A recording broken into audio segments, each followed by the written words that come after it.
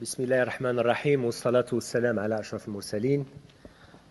I'm very delighted to join this important initiative, and I would like first of all to address Her Royal Highness, Ministers, Mr. Dawali, Mr. Governor, and all the professors and students here, and to say that I made the trip, first of all, for the students, because I know that you have a lot to bring to our country in terms of ingenuity, ideas to develop your own country. And all of us are here to serve you and make sure that you get the right sequence for the future. I want to congratulate the university and specifically Madame Hayar, who were colleagues in the government a couple of months ago, and she's shining and making, you made this event, I suppose from scratch, of course with the help and support of the university, and this is just wonderful the way the university makes things happen.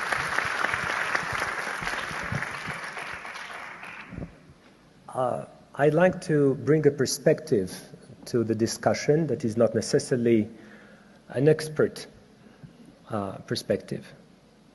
I believe we're amongst eminent experts, and I'm not the one who's going to talk about smart cities in terms of technology, in terms of connectivity, in terms of mobility, in terms of... But I like to bring a political perspective that we can extend to a social and economic and development perspective. And I like to put into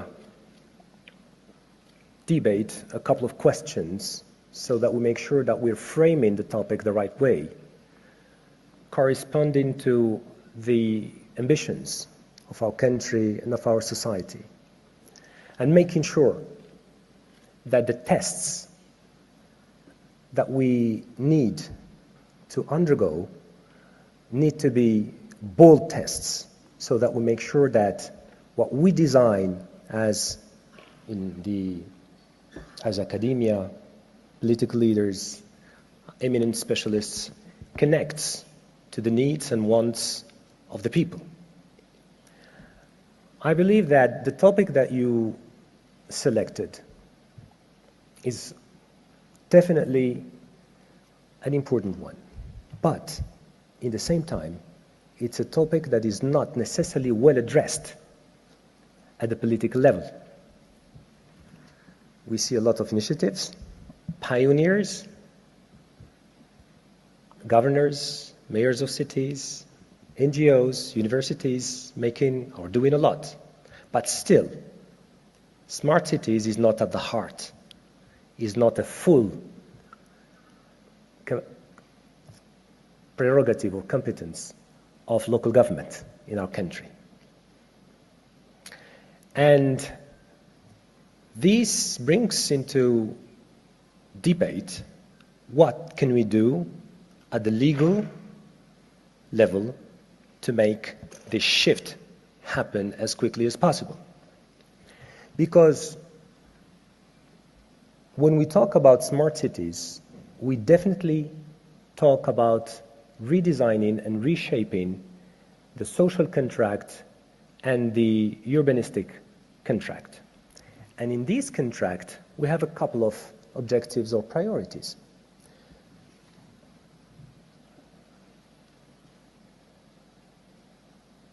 Making a city a better place to live is definitely one of them. But for which generations? For which social mixity? For which youth inclusion? For which women empowerment? For which democracy? For which economic development? And all this is happening in a time where we're living a double transition, the digital and the energetic transition. So in this landscape, we have a couple of challenges. One of the challenges, as you depicted in your paper, is of course governance. Because governance brings decision that is or needs to be accepted by the population.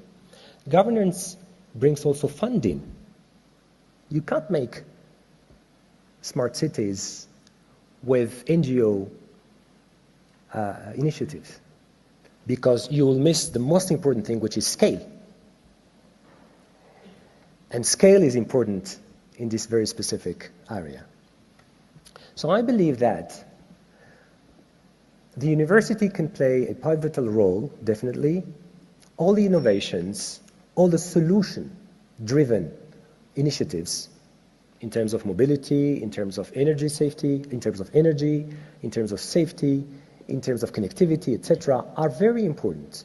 But still, we absolutely need to advocate, and I invite you in this third rendezvous to make the advocacy for the political level to have a change, and I believe Sibutib can address the topic in the charter of or the law on local government, so that we can, for once, bring the topic to the law and make sure that it has its own budgetary line in the budget of our local government, and not just initiatives and programs. It has to be a priority. It has to be a topic that is debated in the council. Because look, no one believes here that local bodies are really aware of what we're talking about.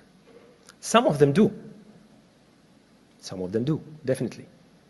But most of them either don't or don't consider smart cities as a priority. If we want to really have this 2030 horizon as a horizon of global change in our country, or comprehensive change in our country, the question of funding needs to be addressed properly.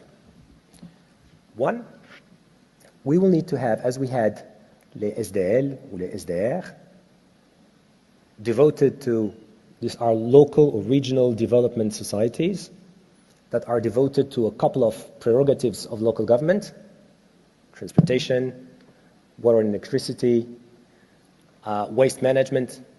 We need to have something to manage and coordinate all the projects that can emerge from a smart city initiative. And we definitely need to talk taxes. How are you going to fund? Are we going to devote specific taxes to make it happen, or are we going just to rely on the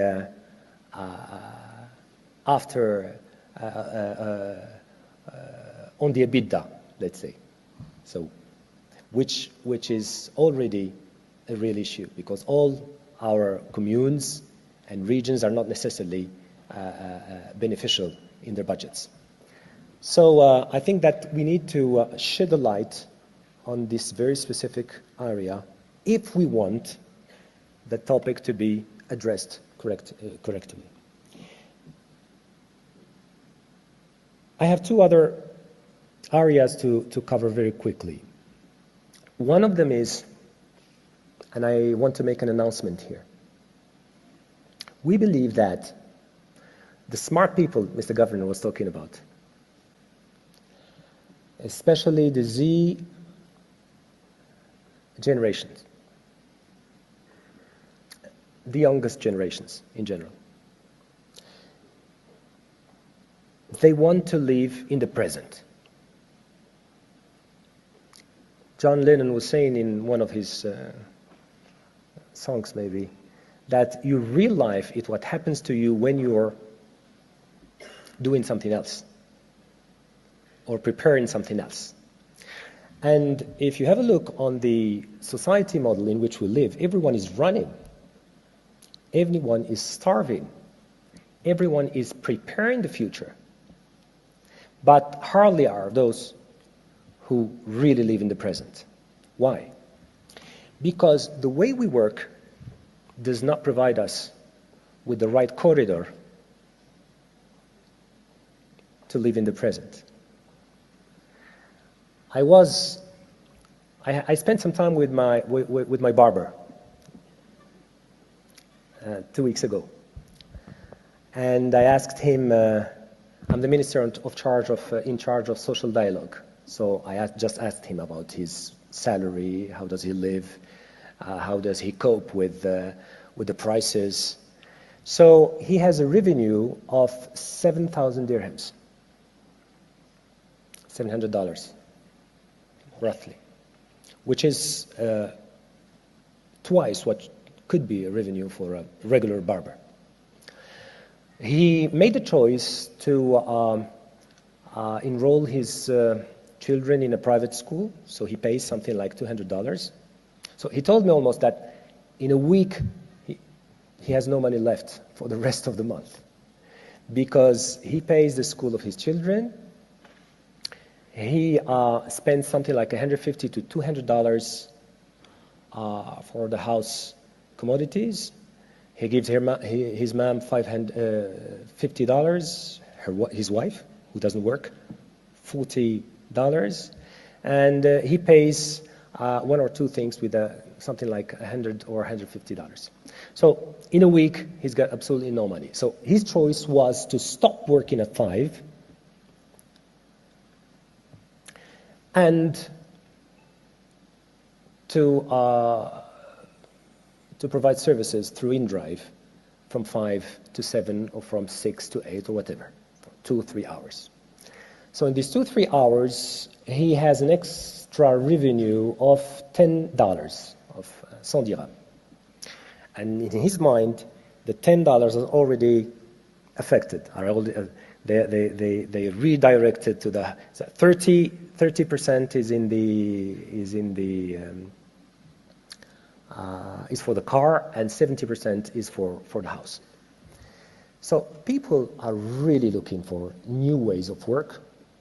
We need within this project of smart cities, to redesign the relationship that we have with time in terms of transportation, optimizing our lives, and optimizing our work. This is why the first announcement I'm making to you is that we are changing the labor code, hopefully by October, November, anyway, before the end of this year, in order to introduce, amongst many things, 2 things: the distant work and the part-time work. But we're not changing the law just to fix the timing and the logistical conditions and the of these 2 specific types of work. But we want to dig inside a little bit deeper and see what happens to the fiscal incentives that we have. For instance, if you have a physical work, you have an incentive of mobility. La prime d'aide de déplacement, le matachma, ça dépend de... So, of course, if you work from your house, I mean, the company cannot pay you